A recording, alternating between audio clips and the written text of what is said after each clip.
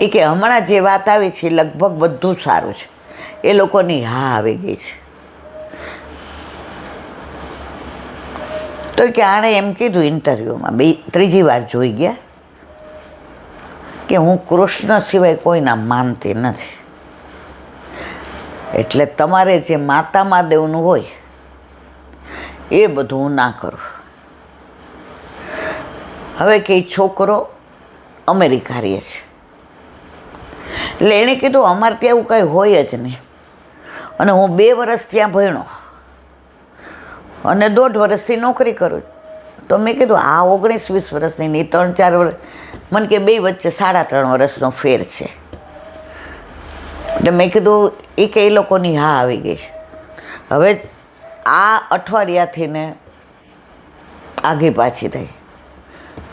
તો એ કે મને છોકરા એવું કીધું ઇલાન્ટે કે ત્યાં એવું કાંઈ હોય જ નહીં, તને ગમે એ તું ભક્તિ કર, મને ગમે એ હું કરું. તો આ કે મેં એવું કીધું કે તમે બીજા મંદિરોમાં લઈ જાશો કે બીજો પ્રસાદ લેવાનું કહેશો તો હું નહીં લઉં. એ કે આવી નાની વાતમાં તો શું કામ મૂંઝાય છે. પણ ઇલાન્ટી અત્યારે હા પાડે ને પછી મેં તો તું વિશ્વાસ રાખ ઠાકોરજી ઉપર, પ્રભુ કરે સો ભલી કરે. તારા સંગમાં રહેશે ને બેટા પછી બધું બરાબર થઈ જશે. એ કે પછી મેં એને પૂછ્યું કે હું ઠાકોરજી પધરાવીને આવું તો? એ કે સાંભળ, તારા માટે દેશ નવો, માણસો નવા, હજી તું એડજસ્ટ થા. પછી 1-1.5 વર્ષ પછી આપણે આવીએ, અથવા ત્યાં તમારા કોઈ ગુરુદેવ પધારે, ત્યારે આપણે વિચાર કરશું. પણ એને બ્રહ્મ સંબંધ નથી. પછી મેં એને કીધું ઠાકોરજી ઉપર છોડ દે, હમણાં પુશ ના કરો એની બાકી. ના એવું નહીં. હવે મેં કીધું અરે આવ્યા ત્યારે તમે આમ કહેતા હતા. ના એ કે હવે એ કે બેન પુશ તો કરાવી લઈએ, અમે છીએ ને 3 જણા. એટલે એનો નાનો ભાઈ તો ઓલો લાલ્યો 14 વર્ષનો, બા હું છું ને. નક્કી થઈ ગયું ઠાકોરજી પુષ્ટ કરાવવાના, અને એ હા પાડી દે. પછી ત્યાં ગયા પછી થોડીક અનુકૂળતા થાય એટલે ઠાકોરજી પુષ્ટ કરાવવાના. એટલે એની બાએ કીધું જો 11 સુધી જવાબ દેવાય, પછી અંધાર્યું. જે બધામાં માનતા હોય આપણે તો ગોપાલ આયે સોઈ દે નીકો.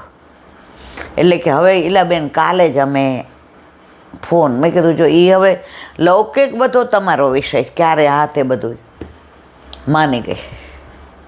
પછી એની બા ગયા પછી 1 વાક્ય બોલી, ઠાકોરજીમાં વિશ્વાસ રાખીને હા પાડું છું કે પ્રભુ તમારી સાથે બ્રહ્મ સંબંધ લીધું ત્યારે પરણી ગઈ છું. હવે આપે મારા ઘરે આવું કે ના આવું, મારી નિષ્ઠા છે, મારી શ્રદ્ધા છે, મારો પ્રેમ છે. મેં કે 500% આવશે. તો મારે કહેવાનો આશય એ છે, યુવાનીઓને હવે અંદરથી તાપ થાય છે કે ઠાકોરજી ઘરમાં હોય તો આનંદ. આ વ્રજ સોની ઠાકોરજી પધરાવીને ગયો 20 વર્ષનો, ક્યાં? ન્યુયોર્કમાં માસ્ટર કરવા. હવે એને વૈષ્ણવ એવા મળી ગયા. અન્નકૂટમાં એ કહેલા આંટી અન્નકૂટમાં હું એમના ઘરે જાઉં તો હવે મને સામગ્રી આવડી ગઈ. એમના ઘરે મનોરથ હોય તો હવે કે અને કેવી કે પ્રભુને કે જ્યાં હું રહું છું એની આજુબાજુ ઘણા બધા વૈષ્ણવ રહે છે. છોકરીઓ તો માનો પધરાવે, આ છોકરો પધરાવી ગયો છે. જાતે પીછવાઈ ડ્રો કરે, દૂધ બૂધ ઉકાળવાનું,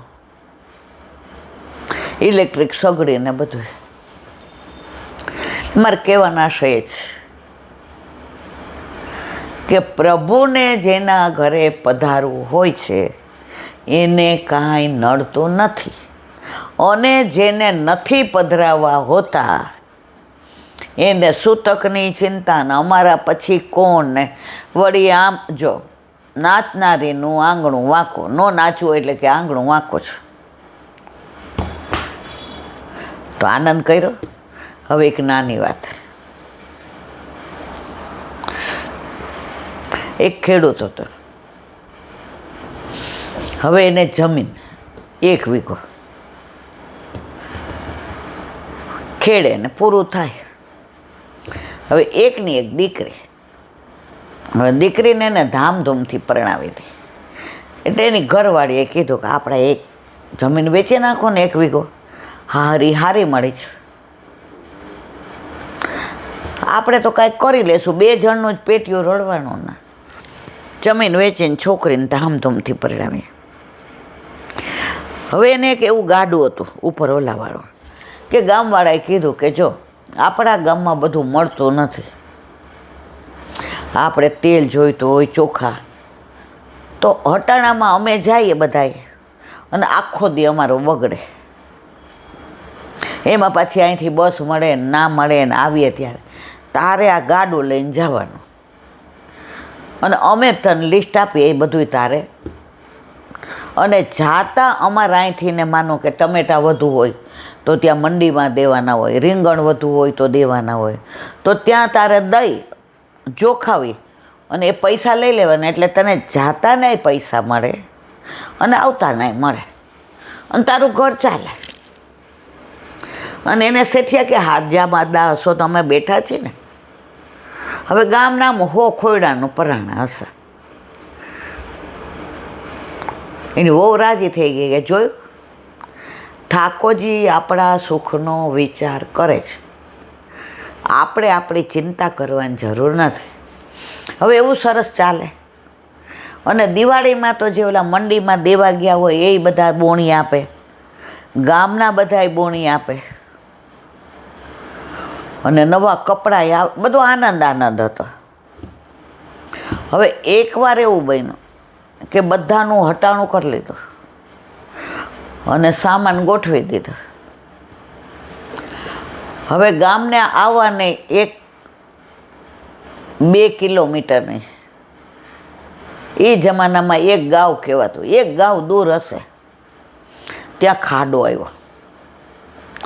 તો ખાડામાં ગાડું ફસાઈ ગયું. હવે મૂંઝાણો. હવે હાંજ પડી ગઈ એટલે કોઈ અવર જવર રહે નહીં તો એમ કંઈક ભાઈ બધા ભેગા થઈ ના કરો, મને થોડી મદદ કરો. હવે પહેલાંના જમાનામાં લાઇટોય નહીં અને ભૂખ બરાબર નહીં લાગેલી. પાણી તો ત્યાં ઓલું તળાવ હતું એમાંથી એને પીધું. હવે કે સવારે મેળ પડશે. માથે ફાળિયું બાંધ્યું હતું, સૂઈ જાવ. કે ગામડાના માણસોને કાન ખજૂરાની બીક ન લાગે, કાનમાં જશે, સાપની બીક ન લાગે, વીછીની ન લાગે. આપણે તો એકવાર કાન ખજૂરો નીકળ્યો તો કાનમાં રૂભરાવીને હોય, બાપા ક્યાં કઈડી ન જાય. ફાળિયું કાઢીને હોવા જતા ત્યાં એક સંત ત્યાંથી નીકળ્યા. કેમ બાપા ગાડું આમને લમણે હાથ દઈને બેઠા છે? એ કે ગાડું ફસાઈ ગયું છે. હવે ભાર એટલો જ, ભાર ન હોય ને તો હું એ કે ગાડું ઊંચું, કોઈ મારા બળદ કે લોટકા છે. લોટકા એટલે જબરા, મજબૂત બિચારા બહુ, પણ આ વજનના હિસાબે બળદ ઊભા નથી તૈયાર. હવે કોઈ કે ગામમાં એટલે સવાર સુધી કાંઈ મેળ પડે નહીં. અને આપ તો ઉંમરવાળા વૃદ્ધ સંત મહાત્મા છે, એટલે સવાર સુધી અહીંયા ફાળ્યું ઓસીકું કરીને સૂઈ જાવ. કે ખાવા પીવા એ કે રોજ સાંજે આવી જાઓ એટલે બપોરનું લઈ જાઓ. સાંજે તો પટલાની રાહ જોતા હોય એટલે જઈને લેવાનું. સંત મહાત્મા કે તને વાંધો ન હોય તો કહું. એ કે શું? એ કે સાંભળ, આમાં કેટલા મુદ્દા છે? એ કે 10-12 મુદ્દા છે. એ મુદ્દા બધા નીચે મૂકી દે, ગાડું ખાલી થઈ જાય ને પછી તું ઊંચું કરી શક. એ કે હા. ને સેજ ગાડું ઊંચું કરતો બળદ ઊંચા. એ કે હા. એ કે તમને મારા ઠાકોરે જ મોકલા. એ કે નહીં તો રાત નહીં કે કોઈ સંત મહાત્મા થોડા નીકળે.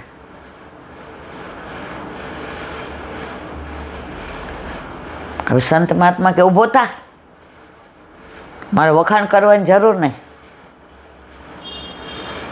સંત મહાત્મા કે તું દેવા માંડ, હું લેવા માંડું. 5 મિનિટમાં તો 10-12 મુદ્દા મૂકી દીધા. ગાડું ઊંચું કર્યું અને બળદ ઊભા થયા. ઓલા ખાડામાં નીકળી ગયા ને ગાડું. સંત મહાત્મા કે આવું મૂકી દે.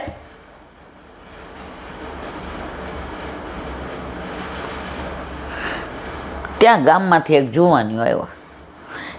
અરે કે પસા કાકા તમે અહીંયા છો? કાકી તો કે કેટલા મૂંઝાઈ ગયા છે. ગામમાં બધાય ચિંતા કરવા માંડ્યા.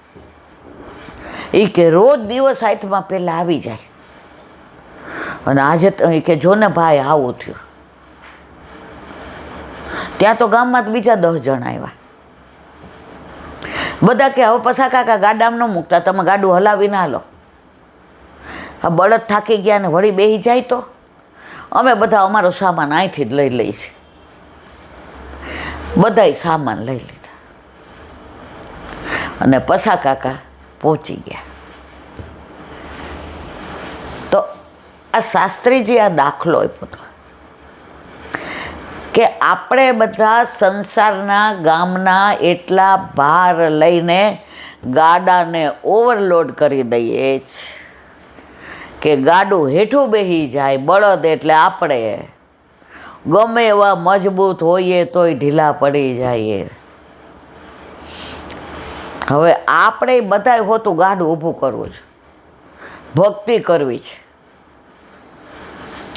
પણ આમાં કેટલું ભર્યું છે. તારું ને મારું ને અહંકાર ને પ્રપંચ ને અહંતા ને મમતા ને ઈર્ષા ને દ્વેષ ને ક્લેશ ને પાપ ને પ્રપંચ ને.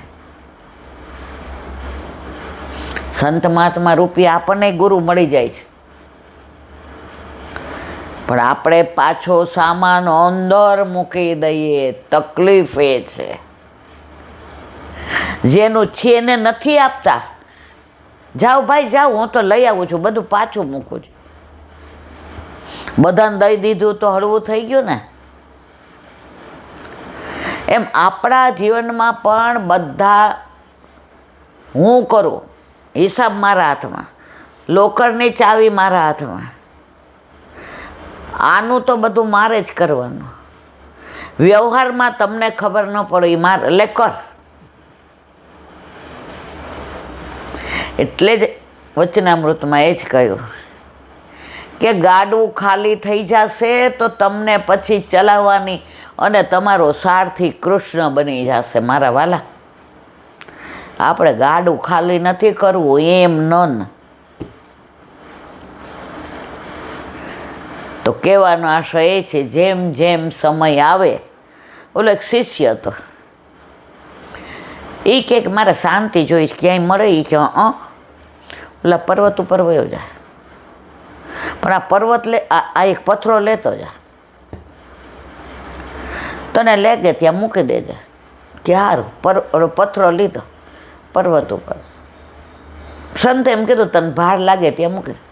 એટલો ભાર લાગે તોય મૂકે જ નહીં. અડધે પાછો આવ્યો. સંત કે કાં? એ કે પથરાનો એટલો ભાર લાગતો તો ઉપર ન ચડાનો. એ કે મેં તને શું કીધું તો ભાર લાગે એટલે મૂકી દેજે. મને એમ કે અહીંયા ઉચકીને સીધો મૂકી જ દઈશ. તને સંસારનો ભારે વેંઢારવો છે. આ પથરાની જરૂર હું બુદ્ધિ ન હોયલી તારી. મેં 3 વાર કીધું કે આ લે પથરો, ભાર લાગે તો મૂકી દેજે. તો અહીંયાથી ઉચકો ત્યારે મૂકી દેવાય ને. આપણે બધા એ જ છીએ. સંસારનો ભાર લાગે છે પણ મૂકવો નથી. ભલે શરૂઆતમાં ન મૂકીએ, પણ ભાર લાગે ત્યારે તો મૂકો ના. એટલે આપણને શા મારે આનંદ નથી આવતો. ઓલો પથરાનો ભાર એટલો હોય છે કે મન એમાં ને એમાં રહે છે, એટલે મનમોહનમાં લાગતું નથી. તો એકવાર મારા વાલા બધું સમજાઈ જાય ને પછી મારે ને તમારે કાંઈ કરવાનું રહેતું નથી. એકવાર ડગલું ભરો. પણ આપણે તો એમાં એમ કહીએ કે પ્રભુ પ્રભુ આમ હાથ કરે, આવી જા આવી જા. તો બે હાથ તો ઊંચા કરવા પડે ને, ન કરીએ પ્રભુ તેડે કેવી રીતે? રોજ રોજ સાંભળશું, રોજ રોજ બોલશું તો ધીમે ધીમે ક્રમે ક્રમે ફેર પડશે જ, એમાં કોઈ શંકાને સ્થાન નથી. બોલો વલ્લભાધીશ.